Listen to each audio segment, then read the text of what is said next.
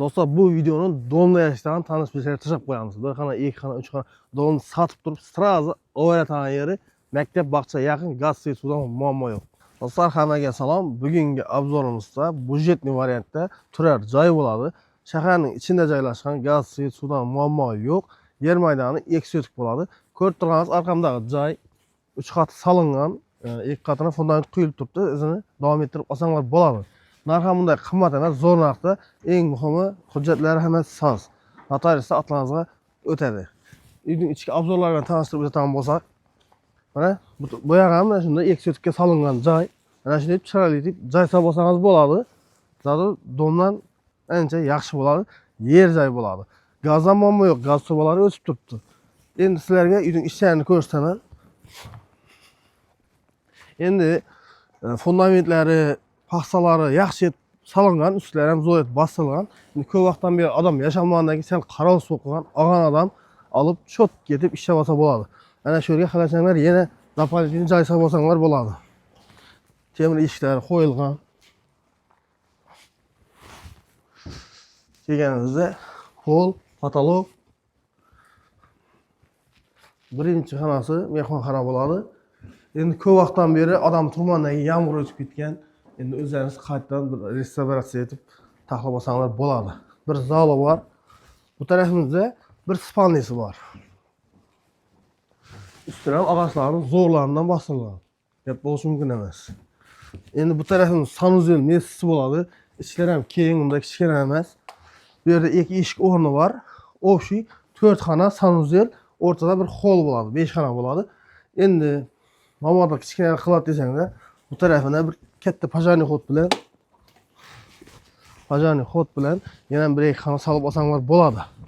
Arqa taraf fundamentlar tayyor. Mana şöyle kichkina oshxonasi bor. So'ng yana bir xonasi bor edi. Ekon ham eshik ochilgan. Holdan hamma xonasi razdelniy bo'ladi. Endi 2 so't kichkina bo'ladi desanglar, orqasi yo'q degan bilan baribir orqa tarafi zikash bo'ladi, ko'rib turganingizdek. Baribir orqasına hech narsa tushmaydi buni. Yaroq kelib bir narsani ko'rsataman. Orqasına video debman, uzr. Orqasına hech narsa tushmaydi, sababi orqasi zikash bo'ladi. Arkasına ham chiroyli deb taxlab, mana qo'shnilarnikini ko'rsanglar bo'ladi. Mana shunday qo'ysanglar, hech kim hech narsa demaydi sizlarga. Sababi orqasi zikash ya buni boshqada tushmaydi. Bunday deb bir yomon bo'layotgandan, mana shunday chiroyli bo'lib, novis bo'lib turgani yaxshi. Shunday foydalansanglar ham bo'ladi do'stlar. Narx ham вообще zo'r narxda.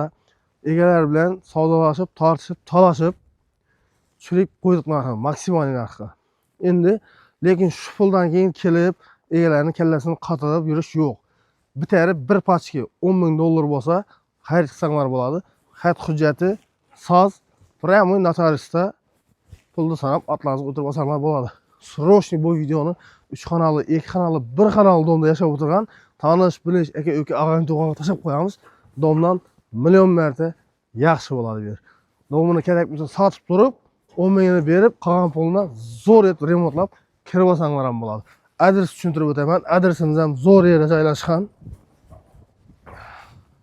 Bog'cha, maktab, hamma yer yaqin. Mana chiroyli solib qo'ydilar. Istiqlol mahallami edi? Manzilimiz Ellikqal'a tumani Bo'ston shahri Istiqlol mahallasi Zarafshon ko'chasi 73-uy bo'ladi. Mana dokumentlari hamma narsa soz. Hech qanday muammo yo'q. Turar, noturar emas.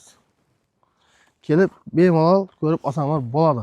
Bu videoni srochniy tarqatib, like bosib qo'yish esdan chiqmasin. Hammaga rahmat. Bizni kuzatishda davom qiling.